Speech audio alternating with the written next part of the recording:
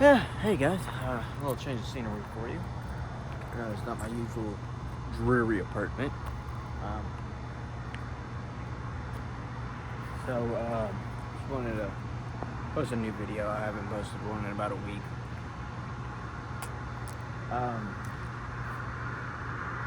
So, welcome first off to the video. To all my subscribers and to all those who are not subscribed to my channel yet, welcome.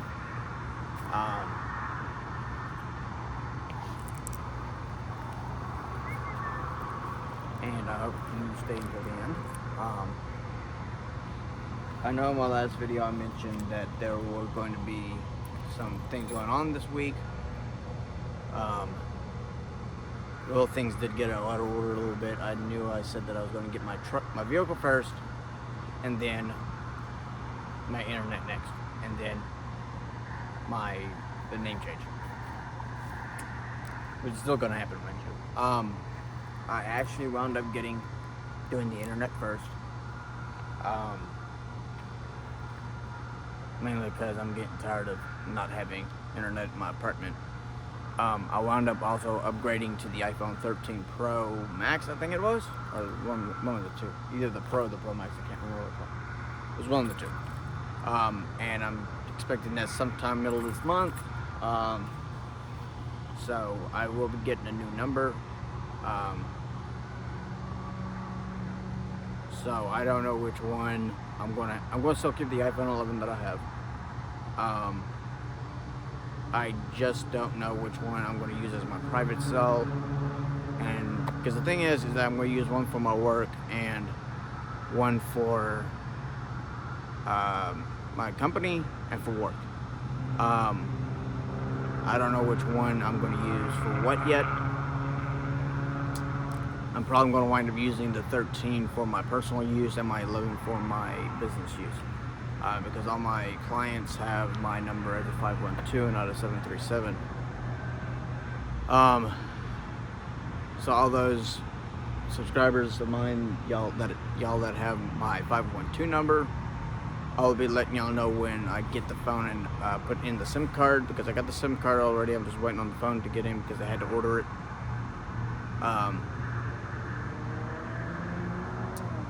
So they're shipping it to me. All I gotta do is just put the SIM card in and do what I have to do to it. I did wind up getting a printer as well yesterday or Saturday, along with the iPhone 13. The printer, the internet, and the phone upgrade phone got done on Saturday. So sometime, the internet guy's coming on Tuesday to hook up the internet into my apartment. Really don't see why that needs to happen. I honestly can set it up myself, but it is what it is. I'm probably going to wind up getting a landline from my apartment as well, so that if I do need to take business calls while I'm at home, I can use my landline. I don't know if I'm going to do that yet. I might. I just don't know. The vehicle is going to happen today, the first. So I will be posting a video either after this video, obviously, either today or tomorrow about it, or sometime this week about it. I just don't know when. If I do get the vehicle that I'm looking for, and the seats are dirty, I know I posted on my Instagram a couple of weeks last year, I think, on how to do it. I'm actually going to do a do-it-yourself video on that, so that y'all actually know what I was getting at. Especially if you don't follow me on Instagram, you'll at least have a source to know how to do it. And let me tell you something, it's really easy.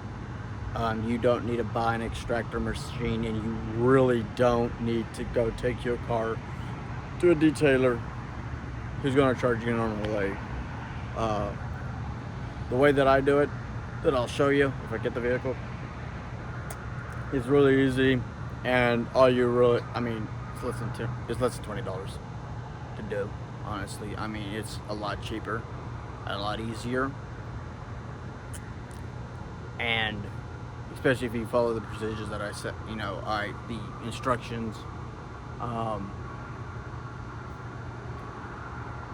If you do not follow my Instagram and you want if you do not know my Instagram and you want to follow my Instagram, I'll leave the link down in the description for you for that, for my Instagram, so you can go look at it.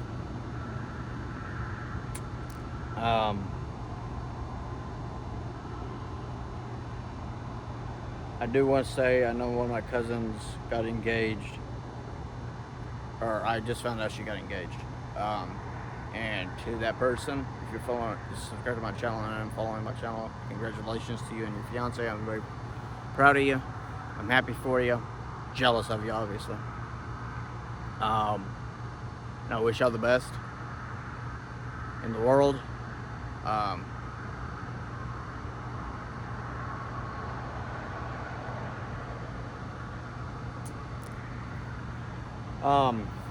Another thing is that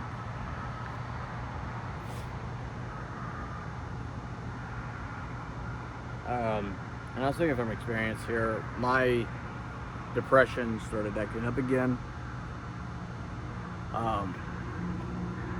And the reason I bring this up is because I want to, go and dive into detail. I know I covered this in one of my other videos, a couple of videos back, I think it was. But I was also covering different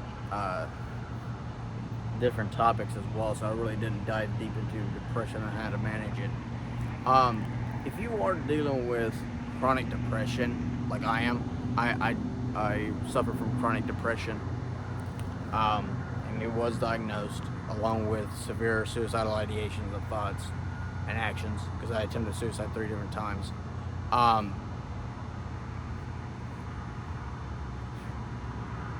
But if you're dealing with depression, some of the things that you can focus on doing,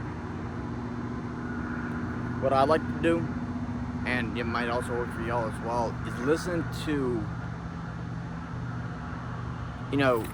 if you're feeling depressed, what I like to do is I like to listen to meditation music, okay? Because what that does is that it forces my mind to not think about my depression. Also, I use an app called Mindfulness Coach. It was highly recommended to me by my provider in South Korea, the guy that I was helping with my suicide issues in South Korea. He was a major at the time. God bless his soul.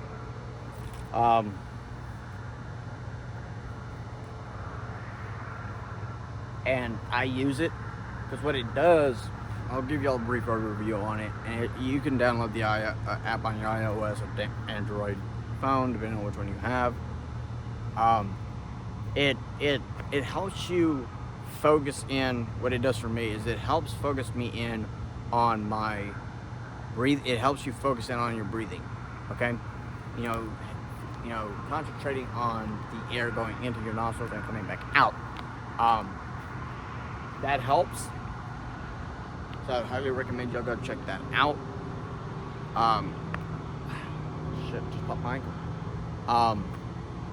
Another thing that I like to do also is I really don't like doing this because it's not part of my routine. If you've got somebody that you're close to, that you trust, talk to them. Whether it be, especially if you're in the military, talk to a chaplain. If you got a sergeant that you trust, that is your mentor, okay? Because there is programs in the military that do that. Talk to your sergeant. Talk to a battle buddy that you're close to, that you can trust. If you got a brother or sister that you're close to, talk to them. I had one sergeant in South Korea. He was actually my squad leader for a while, and true story, he actually was one of my when I was in 92 Foxtrot Yankee 10 training. He was actually in my class. I was his class VP, and he left before I did because of certain issues, and lo and behold, I finally get my orders to South Korea, and I go to South Korea, and I get attached to the 348th Composite Supply Company of the 194th Composite Supply and Support Battalion of 2nd Infantry Division in Area 3, Camp Operations Area 3, Pyeongtaek, South Korea, mind you. And I was standing there talking to an old battle buddy that lo and behold I had gone to AIT with. Several of them actually I'd gone to AIT with them, and we had finally all caught up with each other. We were up in the loft area, and we were just over there, shooting the shit. And excuse my language, we were literally shooting the shit. We were joking around, whatever, because we were waiting for something to do. And I hear this voice behind me because I had my back turned and I was facing that way because, mind you, chairs over here and I was facing towards it. I heard, Hart, what the hell are you doing over here? I was like, oh shit. And the first thing that popped into my mind, I was like, oh God, I know who this is. And lo and behold, I turned around. So, lo and behold, it was my old classmate from AIT. I was like, what's up, Sergeant Gilbert? Hey, what the hell are you doing here? I was like, and verbatim, I looked at him and I was like, I'm attached to this unit, Sarge. Why else would I be here? He's like, get your ass over here. I was like, roger that, sir. And I walked over with him and we went over a little ways out of here, shot at the guys. I was like, how we were, exchanged, pleasantries. He was like, how you doing, whatever. I was like, I'm doing all right. I was like, I'm glad to be out of Fort Lee. That's damn sure. And, we're, going back and forth, as I said, exchanging pleasantries and whatever. And I was like, hey, here's what's going to happen. I was like, am I in trouble? He's like, no, you ain't in trouble yet. And he was like, what we're going to do is we're going to get your LDS fixed. We're going to get everything fixed up in your records. I was like, what do you mean? He's like, I'm going to make sure that your record's updated. He was like, do you have a copy of your LES? I was like, I think I do. It might be in my barracks room. He's like, okay, after we get off, let's go to the barracks. Let's look through your paperwork and see if you actually got a copy of your LES. I was like, roger that, Sarge.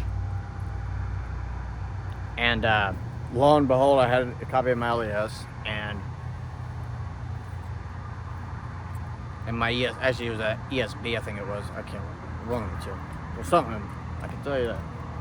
And he was like, you got some problems on your paperwork. And I was like, what do you mean? He's like, he pointed out some of the things that were incorrect on my paperwork. And I was like, oh shit. He's like, what we're going to do is tomorrow morning, I'm going to take you down. We're going to go down to Battalion S1. And we're going to get this all shit fixed up. We're going to square this shit away. He's like, I'm going to make sure that your shit's squared away, man. I was like, cool, whatever. And he did. The next morning, we did formation, whatever. He was like, hey, can you meet me over at Battalion real quick? I was like, yeah, sure, I'll meet you over there, Sarge. So I met him over there, and we, talked to S1 and all that. Dealt with S1, dealt with all that pretty ass bullshit that they love to throw on us. And, he's like, if you ever need anything, let me know. I was like, roger that, Sarge. And mind you, this is the part of the mentor that I was talking about, having a mentor or a squad leader or something as your mentor. And a couple of weeks later, we were going up to the platoon office in the main building that we shared with another company. And looked back, and because I was behind him. He was like, hey, you doing okay, man? I was like, I'm doing great, Sarge. He was like, don't you bullshit me. He's like, I can sense something's wrong. You're not, he's like, you're not yourself. I was like, what do you mean, Sarge? Because, it kind of threw me off. I was like, what the fuck is he talking about here? He's like, you seem more tired than normal. He said, he's like, when I met you in Fort Lee, you're always upbeat and just that and the third. And he was like, what's going on? And I told him, I was like, I just haven't been sleeping all that well since I got here the last few weeks. And he was like, you got jet lagged. He said, layman's term or jet lag. I was like, what do you mean? He said, that's what happened. I had the same problem when I got here. And because what happened is that a part of me was still left here in the States. And When I got to Korea, I was working on U.S. time still. My brain never made the switch, and for those of us who went to South Korea, who got cursed to go to South Korea, you know what I mean. You have a hard time making that switch. For some people it's easy, for some people like me it ain't. I had a hard time falling asleep at night because the thing was is my brain was telling me it was daytime at night. But yet it was daytime at night and nighttime during the day because I was still on U.S. time. He's like, I want you to go to the TMC in the morning. Make an appointment today to talk to TMC. Go to the TMC tomorrow. He said, you need to get some sleep. He said, you're really not doing well. I was like, roger that, and lo and behold, I did, and got put on medication. And that's what I'm getting at here. Is that's a perfect example of a mentor. He could look at me and knew almost automatically something was off. Something wasn't right with me.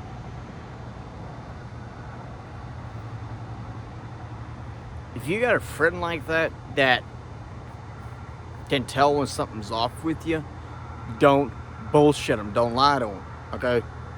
Because they will keep on prying until they find out what they want to know, okay? Because my sergeant did it to me, and he was hella good at it. The thing is, with me being an Irish Texan, me being Texan and of Irish heritage, I'm stubborn as fucking hell. And I get that from my mother. I get my stubbornness from my mother, my hard-headedness from my father. Or my ex-parents, really, because I disowned them. So, and if y'all watch that video, y'all know exactly what I'm getting at. So with me being that stubborn, like my ex-mother, I can't accept anything else but greatness. I can't accept failure. I couldn't accept that. I couldn't get to the point that I had to put my pride aside and say that something was wrong and admit to it. I couldn't look at one of my sergeants. He asked me straight to my fucking face, dude, are you okay? I couldn't look at him and say, no, something's wrong. Because of my pride, I would look at him like, yeah, I'm completely fucking fine. And I said that quite often when truth of the matter was, something was wrong. But my mind, my pridefulness, and my Texan anger wouldn't let me do it. Wouldn't let me admit to there being a problem. But back to what I'm getting at. Let me tell you something. And how do I word this? People expect, or especially females, women in general, expect the man to be non-emotional. People expect the males to be non-emotional, uptight, and closed off. But as soon as we show the slightest inclination of our emotions, of our shortcomings, we get nailed for it. We get crucified 6 ways of Sunday. Because people expect the male in a male-female relationship or the dominant in a gay relationship to be the strong, uptight, emotionless man or dominant top that we, society expects us to be. Let me tell you something. That is a load of goddamn motherfucking horse shit. Okay, that is a load of horse shit. Okay, because let me tell you something, and I learned this from personal experience. It is okay to show weakness. Okay? Because I remember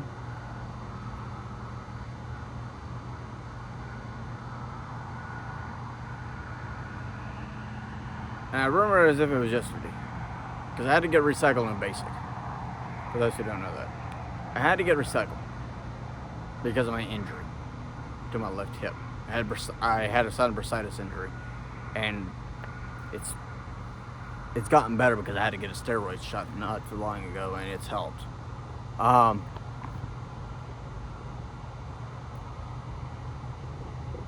remember one day I got a letter from my mother. Mind you, this was way back before I disowned them. It was the early months of March, if I remember correctly. It was towards the end of basic, because we had already finished up everything and we were just, bullshitting at that time. And we had mail call. And so, they're screaming out names. They're like, Hart! I was like, right here, drill sergeant. Hands me a letter from my mother, obviously, which wasn't anything out of the ordinary. Because I got about a weekly letter from them, updating me on how things were back here in Texas. Because I was on the East Coast in Georgia, still in the South, and it's still in the deep South. And I didn't open it because we could, I just decided to wait until we got inside. And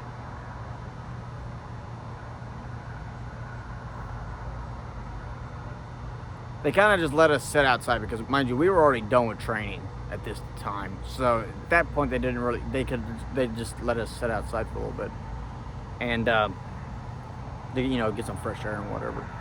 And I remember I popped the letter open as I always did. I always rip off the side. I don't go across the top. I rip from the side. I do not know why. Don't ask, because I don't know. I always peel up one side and just slip down from the top because I guess I think it's because I want to save the envelope. And I opened it up, and this piece of newspaper clipping fell out, and I just, picked it up and, just didn't mind it. And I was reading over the letter.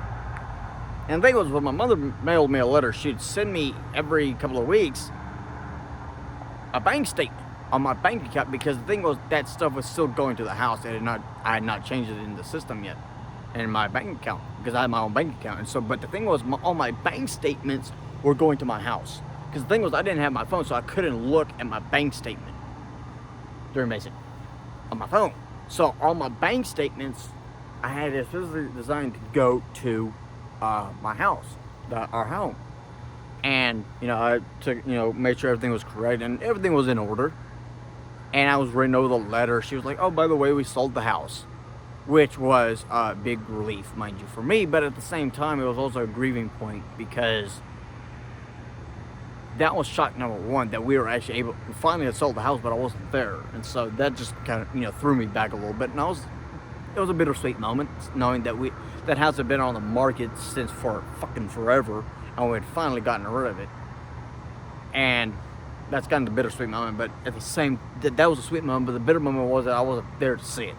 And I knew that it was going to take me a while to make my closure with the property. And she was like, "Oh, by the way, I just found out that an old high school friend of yours from your class passed away, a guy by the name of Schwartz." I included the newspaper clipping. "I'm sorry for your loss."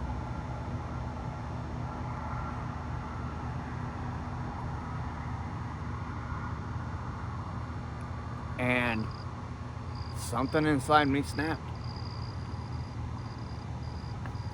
I remember me and several of the other guys, we started mingling up to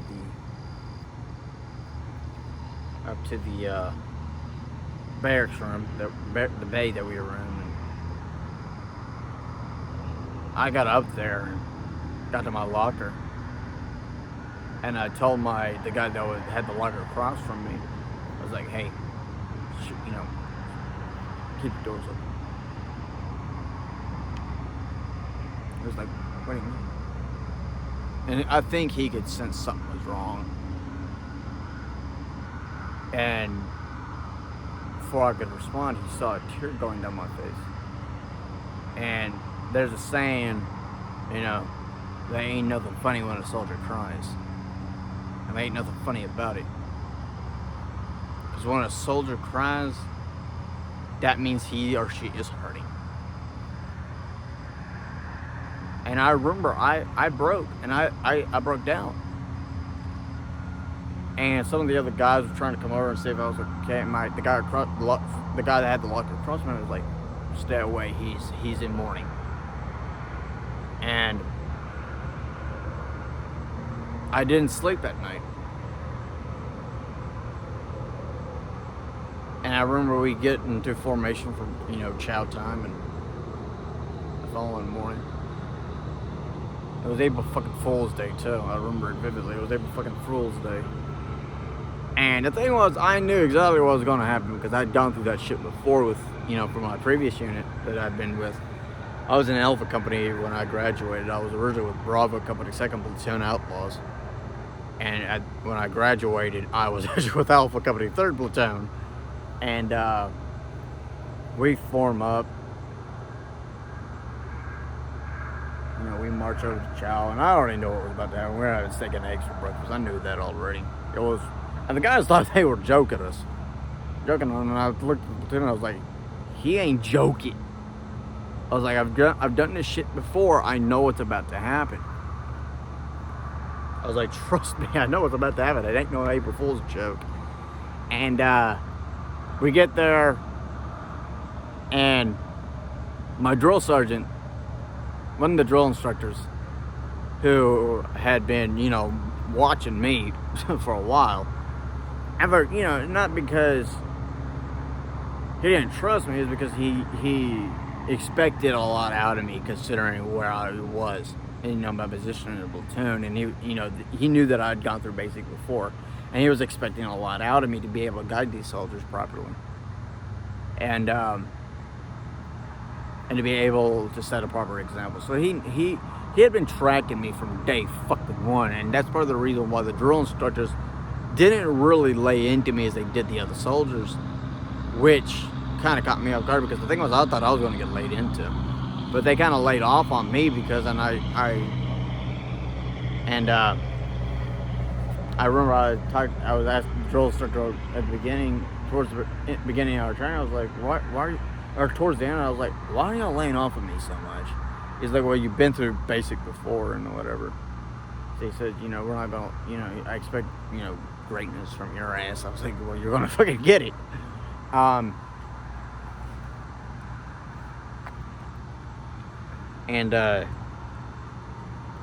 he was behind me. He was like, Marty, you okay? Because actually, he asked me that when I sat down. I had got my fit. And the thing was, all the soldiers were sitting together. And the thing was, we were allowed to sit. That day, we were able to sit wherever we wanted. Which wasn't anything new to me. And I kind of detached myself from everybody else. Because, at this time, I was still in shock and I was still in mourning. And he came over, sat down next to me, and he's like, Hurt, you okay? After one of my drill sergeants laid into me one of the other drill sergeants laid into me for no goddamn reason. He was like, Hurt, you okay? I was like,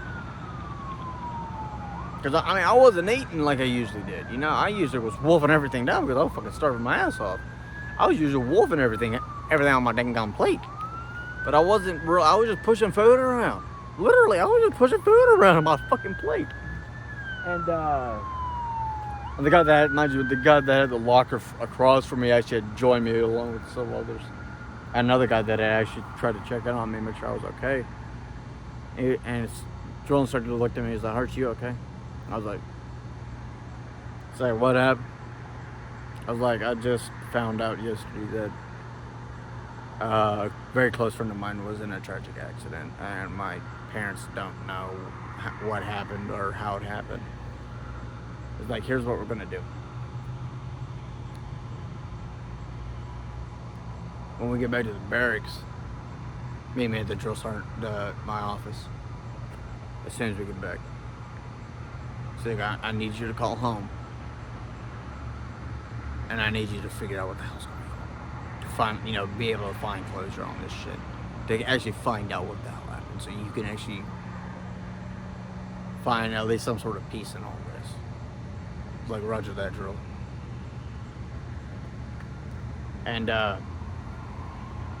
we get back to the barracks, me and another soldier that he had told to meet him at his office. Went over there, and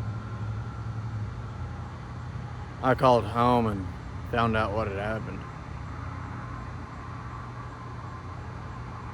And my mother was like, all we know is that he was in a four-wheeler accident and he died. I later found out a couple of weeks later that he had been in a four-wheeler accident, but he was still alive when they got him to the hospital, and he had been put on life support, and his family decided to make the call and take him off, which I think was this better call, because he would have had severe brain damage. They didn't want to see him suffer, and I mean, I would have probably made the same call. But with all that being said, is that was the only time that I ever showed my emotions. At least broke down. I mean, that and another time when I got my divorce, I was fucking furious. I was furious. But the thing is that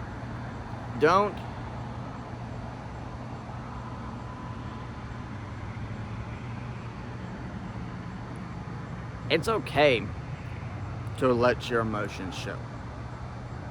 Because it's not, and I also learned this as well from one of my sergeants, or from somebody who was either a sergeant or a commissioned officer, that told me one time, it's not a sign of weakness if you show your emotions, if you cry once in a while. It's not a sign of weakness, it's actually a sign of strength.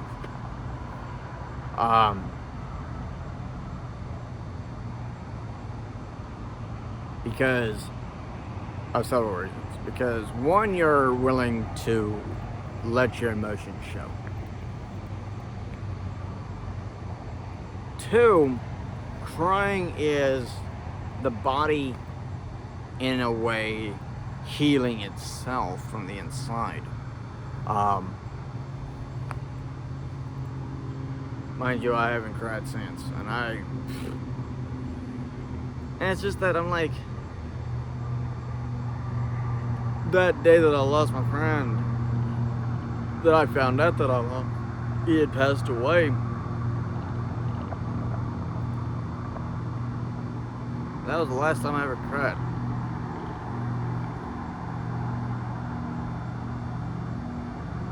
And I remember when we had the funeral for one of my other soldiers, a close battle of mine, I shed only one tear. One tear came down my goddamn face, and that was it. But the thing was, I had trained myself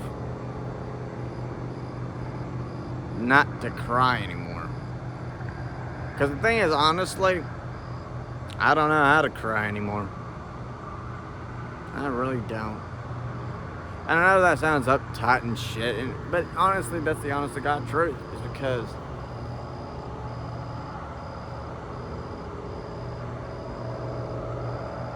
some things have happened recently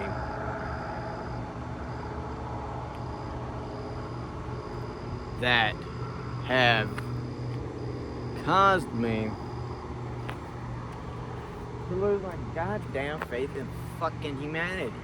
Okay, and what I'm getting at is that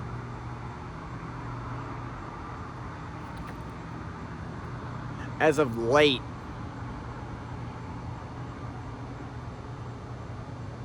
I was talking to a guy a few months back,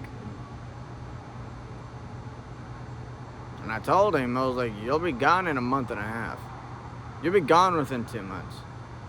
You'll get my hopes up, and then you'll leave. And that's exactly what he fucking did. Because here's the thing, he accused me, falsely of course, of not showing interest, which is a load of bullshit. Okay? Because every time that I messaged him, he would leave me on red. For days.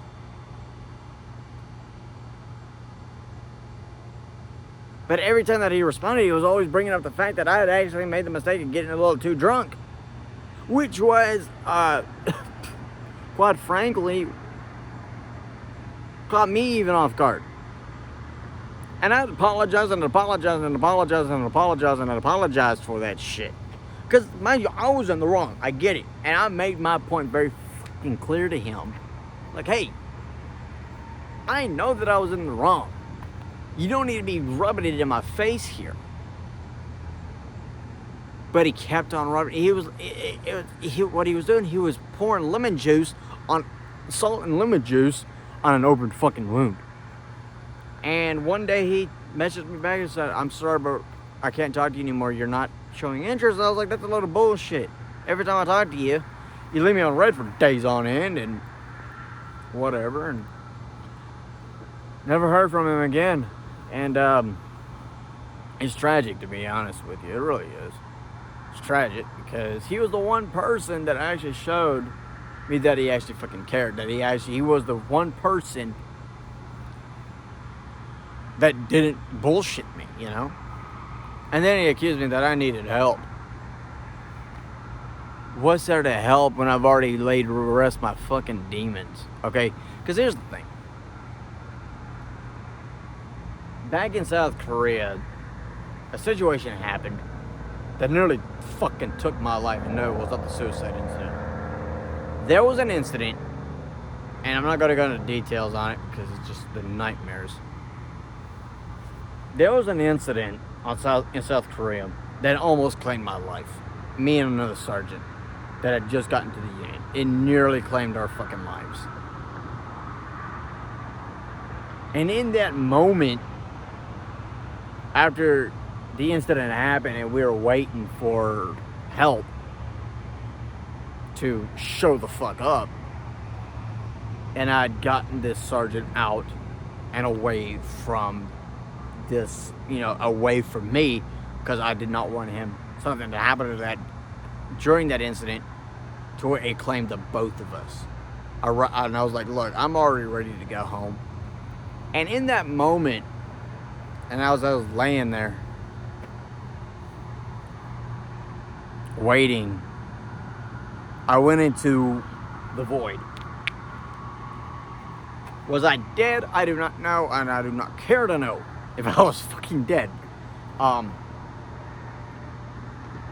in that moment that I was in between worlds, several things happened. One, I made my fucking peace with the world.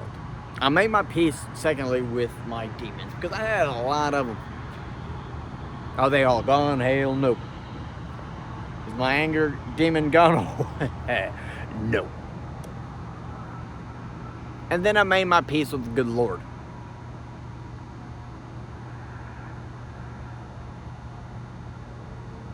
And I accepted if I died,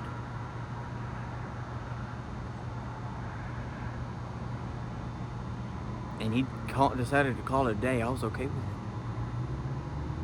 Because the thing is that there are some people, I ain't gonna name names here, but there are some people out there that have looked me in my face and said, you look tired, you look broken, you look like somebody stole a piece of your heart and you'll never get it back. You look like if God decided to call it a day, you wouldn't be upset.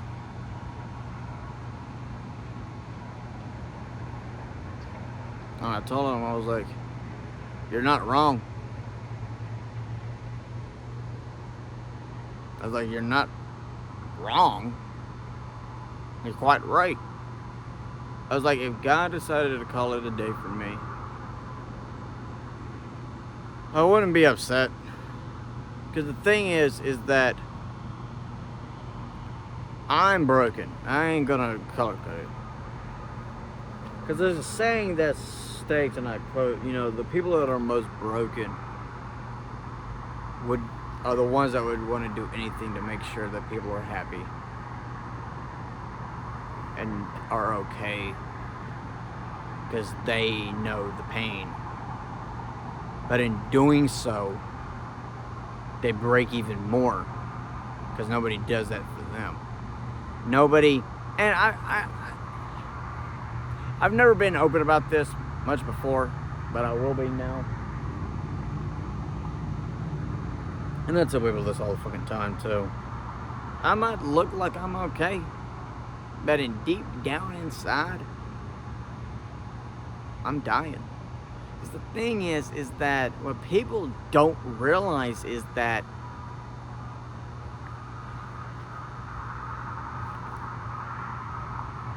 I'm very, very, very, very broken. Because the thing is that I have done some things to. Let me put it this way. Let me reword that for you because it's just going to sound weird if I say what I was going to say. I can't number the amount of times that I've talked people out of suicide, out of harming themselves, out of, doing something stupid. But at the same time,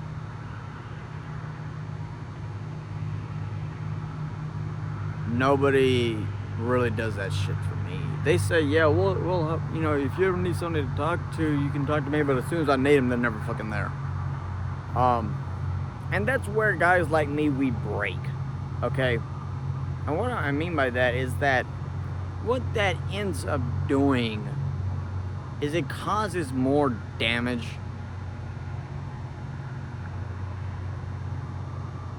Because I had a gentleman a few years back, his wife had divorced him. And he was wanting to do he wanted to end it.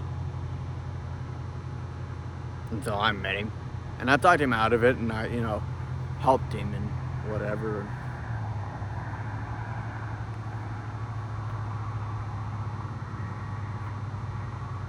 And that's where it all began, is that after that I started helping people. And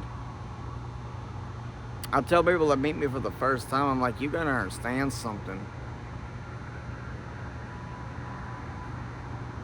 If I show you a picture of what I used to look like before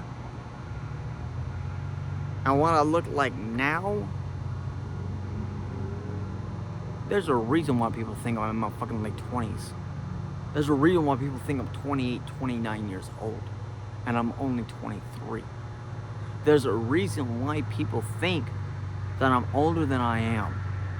Because of the damage that has been caused to my, my inner self. And I told this to a friend of mine too, is that I am honestly tired of being the one person that helps people out, but yet I can't get the same fucking thing in return. I can't get the same shit in return. Because when I need somebody's help, I can't get it. They're like, oh, you're just yada, yada, yada. I'm like, wrong. Because people think when they look at me that I'm okay. But as soon as I let it out, one fucking thing, they're like, oh, that's fucked up. And then they they're gone.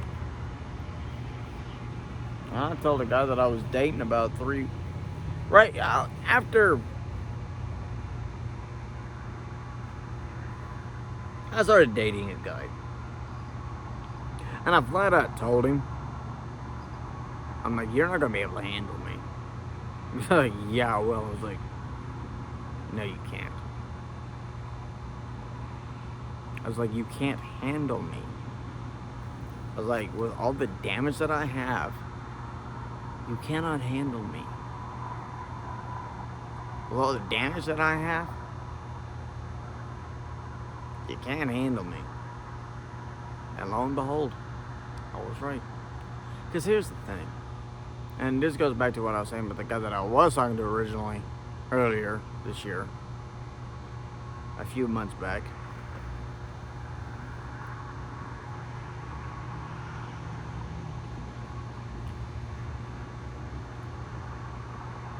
You cannot fix the unfixable. Because there's not enough therapy in the world to fix what I've done. There's not enough therapy out there that fixes the amount of people that I've had to save. Nothing out there. Medication can't fix it. Sleep therapy can't fix it. Alcohol can't fix it. I mean, I could eat myself to death.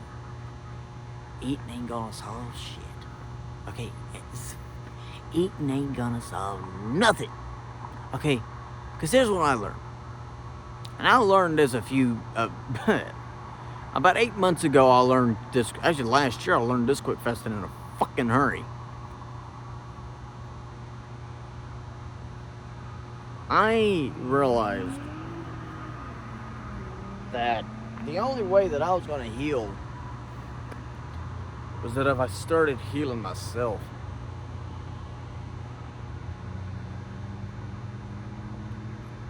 Even if it didn't work, I had to try, you know. And I tried. Honest to God, I tried.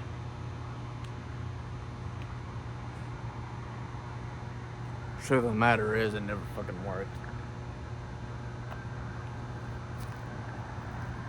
It never fucking worked. Me attempting to fix myself didn't work.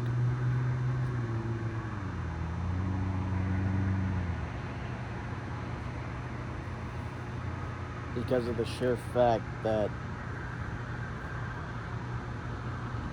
you can't fix damage that's unfixable. And I've tried talking to therapists about it. It never seemed to work. I mean, in my opinion, it didn't work. That's why I don't like therapists. Because here's the thing. Especially civilian therapists, they don't understand military guys. They don't understand military vets. They really don't. They don't understand military veterans. They don't understand that what we've gone through, because what they're going off of is textbooks. They're textbook therapists. That's what they are. They're textbook therapists. And that's why I don't like therapists. But, getting back to what we're, all this is leading up to is, our revolving around is the depression.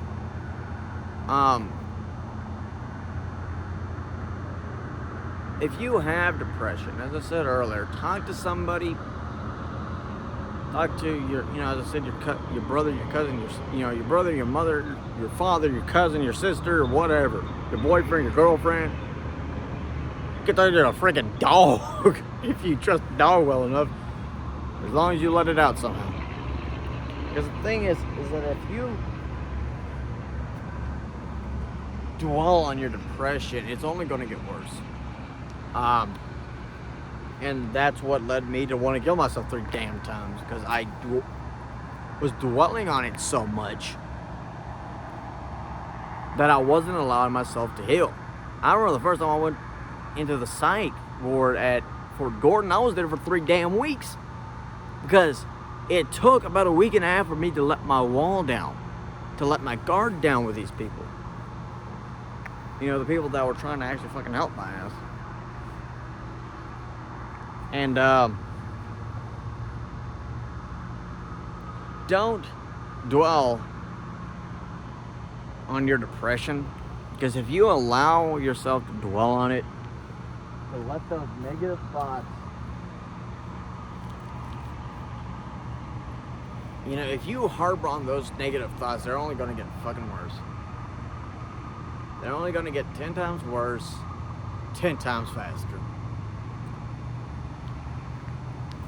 So, as I said, talk to somebody that you trust.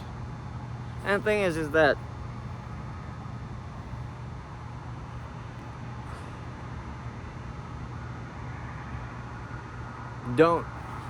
just don't hold it in. Because the reason I do and mind you, don't do this, folks, is that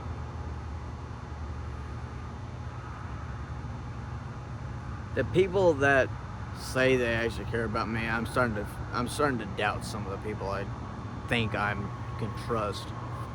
I'm starting to second guess a lot of things, and starting to second guess a lot of a lot of the people I used to hang around with. And I'm not saying they're bad people. It's just that I'm starting to reevaluate a lot of shit. It's part of the reason why I'm still fucking single. I know it's hard. I know it's hard to see me still single.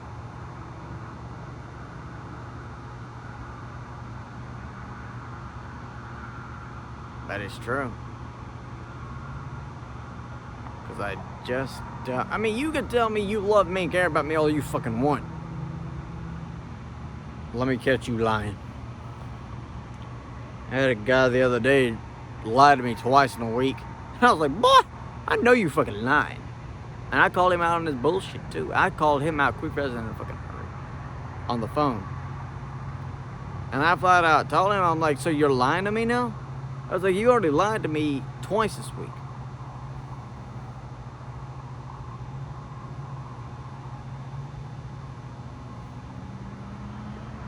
And I'm not going to say what he lied to me about, because that's just none of y'all's damn business. But he lied to me. And I called him out on his fucking bullshit. I was like, you lied to me twice this week. Twice! I was like, that's a problem. I was like, I'm giving him one more fucking chance. And I told him, I was like, if you lie to me again, we're done. Because I'm like, I can't stand fake bullshit. I really honestly swear to God, honest to God, I cannot stand fake bullshit. Because if I'm going, and that's one of the reasons why people don't like me. Because one, I'm fucking blunt honest. Because here's the thing, people expect me to tell them what they want to hear. I'll tell you what you need to hear. And guess the freak what? I don't care if it hurts your damn feelings or not. I really do not care. If it hurts your feelings, it hurts your fucking feelings. Get over it. You're fine. You're going to be okay. But you got to understand is that I tell people what they need to hear, not what they want to hear. Because that's another thing that's wrong with people these days. They want to hear what they want to hear, but they don't want to hear what they need to hear. And that's what people don't stay around me much. Or that's part of the reason why I can't keep a fucking relationship more than 3 months. It's because they can't stand my bluntness. They get offended so damn quick. And y'all people know who y'all are too. Y'all know who y'all is. So don't play bullshit with me.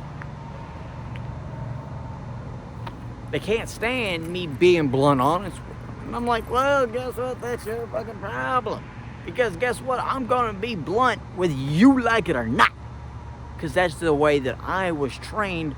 My mind has been raised like that. My ex-father, raised me like that, you know? And that's just the way that I am. I'm always blunt honest with you. I don't care if you like it or not.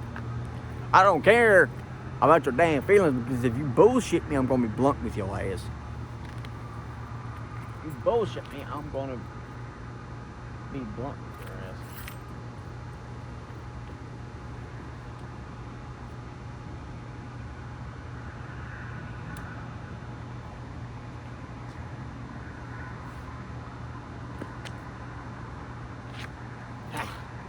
Another spider dead. Sucker spider, he gonna live. But if you get offended by what I tell you, that's your damn problem. That's your damn fault, not mine. Because here's the funny part about it. I'm gonna be blunt, whether you like it or not. It's the way I was trained. And yes, people want smoking again. It's been a while. I'm so damn stressed, I gotta smoke these days. People, don't ever start smoking. It's a bad addiction. Thought I'd beaten this shit too. Nope.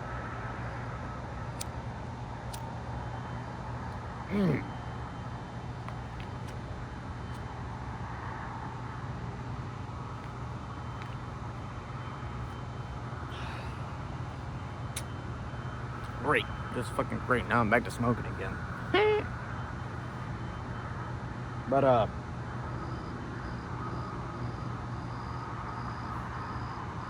if you bullshit me, and y'all people know who y'all are. I don't need to be calling out people here, but y'all know who y'all are.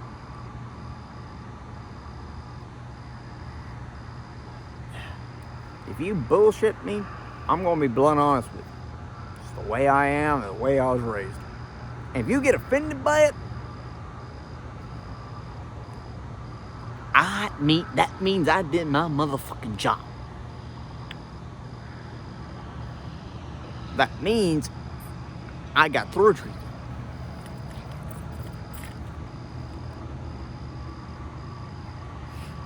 It's probably the problem. Probably part of the reason why I have high cholesterol. I'm fucking smoking so damn much.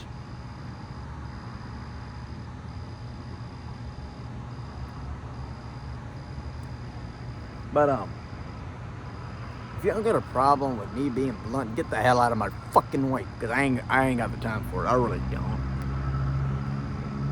Because and also with that being said, is that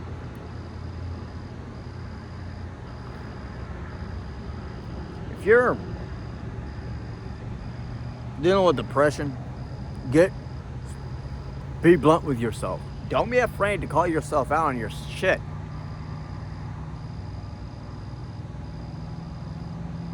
And some of you probably wonder, what the hell does he mean by that? What does Dan mean by that? I'll tell you what I mean. Being blunt with yourself practically means, especially if you're dealing with depression, on any level, whether it be one, anywhere, no matter how bad it is,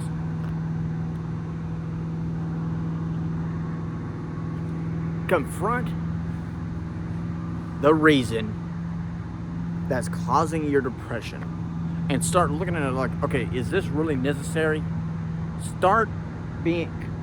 Face it head on and be blunt with yourself and be blunt with your depression, because that is one of the quickest ways to deal with it.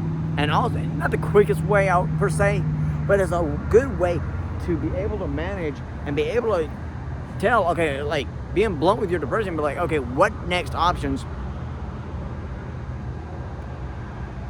Where do I need to go next? That will also tell you, okay, what next lanes do I need to take to be able to conquer this shit and be able to get over it.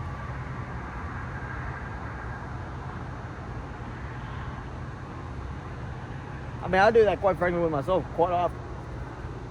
I'm like, okay, well, it's causing my depression. Okay, why am I getting depressed about it? Okay, and then I start going through the categories of that issue. And by the end of the time, I'm like, okay, that was just fucking pointless.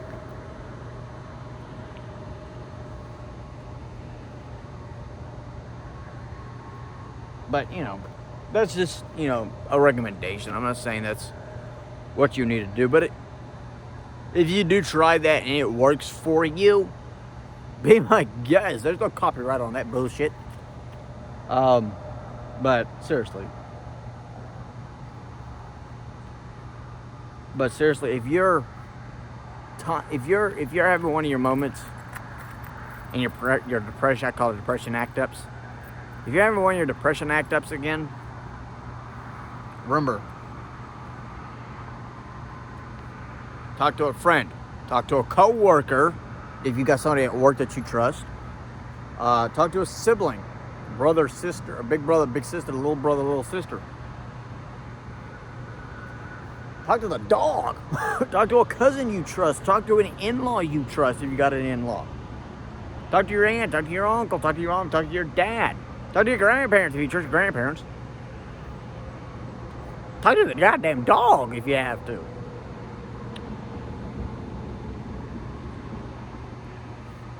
But if you ain't got any of those, be blunt with yourself.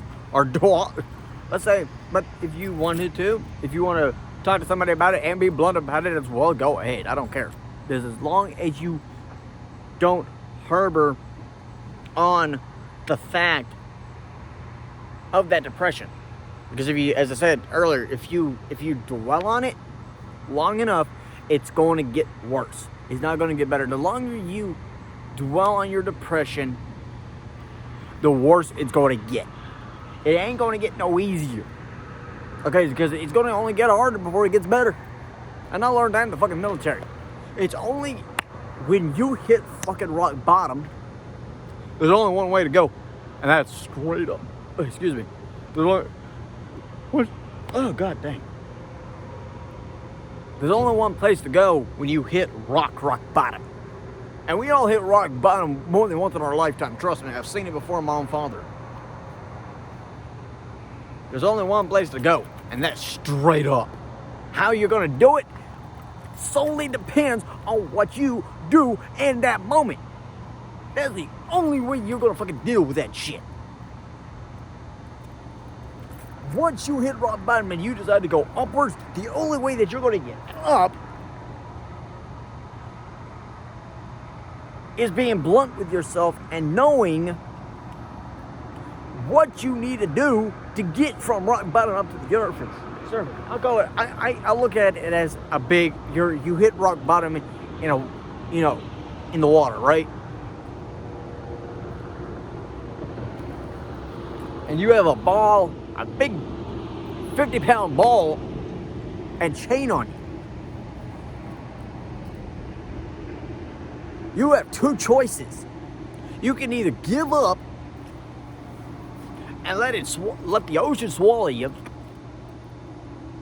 or you start dealing with your problem and get that chain cut and float to the top and swim or float, depending on what you wanted to do. Swim or float, or both, for all I care, to the top. And only then can you get help. But if you are stuck down there in the bottom of that ocean or that pond or that lake, and you're not doing anything about it, ain't nobody going to be able to help you. Because you're still tied to that problem. You're tied to that issue that's holding you. You're holding on to that thing that got you down there in the fucking first place. And the only way you're going to get help is that if you cut that shit loose and get out of there. That is one of the main ways, if not the only way, you're going to get help if you hit rock bottom. You got to get rid of that chain to be able to float to the top. Yeah, you might still have that shackle, but god damn it, you lost the fucking chain that's holding you down to that 50-ball chain at the end of that damn pond, and at the bottom of that goddamn lake.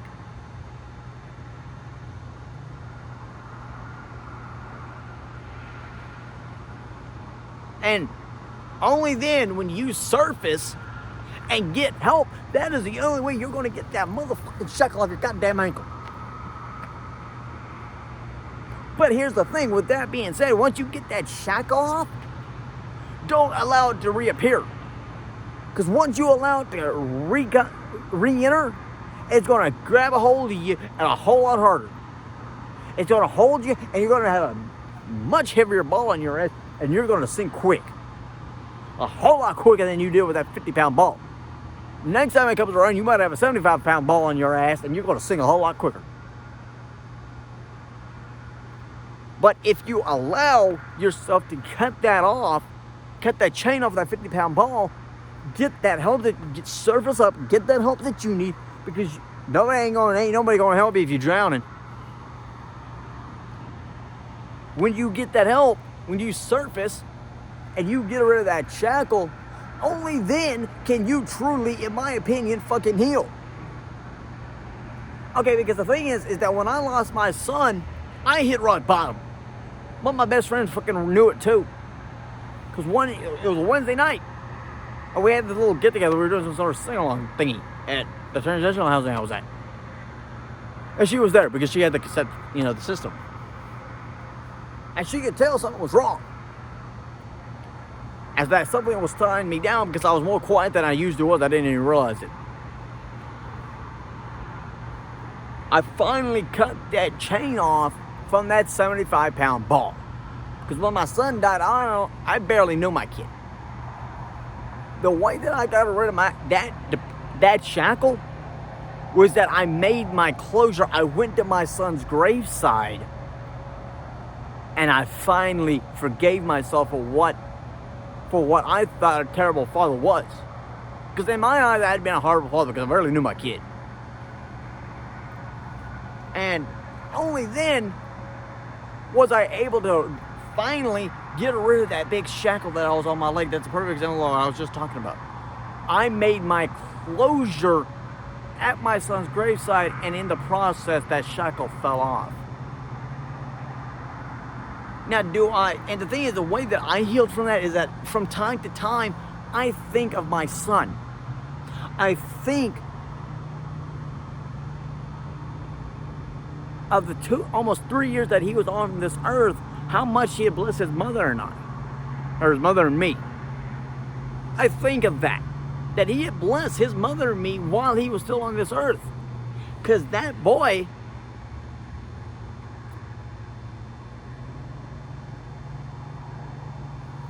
was the reason that I forgave my ex-wife for what she had done. That son of ours saved our friendship, literally, and I ain't bullshit when I say that. He actually saved our friendship and our relationship as coexisting parents. That was the way that we healed and finally learned to forgive. If you learned something from this, I commend you. I really do. If you did learn something from this video, please leave a like, leave a comment, and share this with your friends. I mean, even if you didn't learn something, please share it and like it. And especially share it. Especially if you know somebody that's struggling with something and they might, learn something from this. Please, by all means, shoot this at them. Be like, hey, listen to this. Listen to what this guy has to say. And have them subscribe as well, because there's going to be a whole lot more content like this coming out. I mean, fucking 3 o'clock in the fucking morning, obviously, but you know what I'm getting at. Yeah. Just stay. Don't do nothing stupid. Ivanka, stay out of the fucking hospital, girl.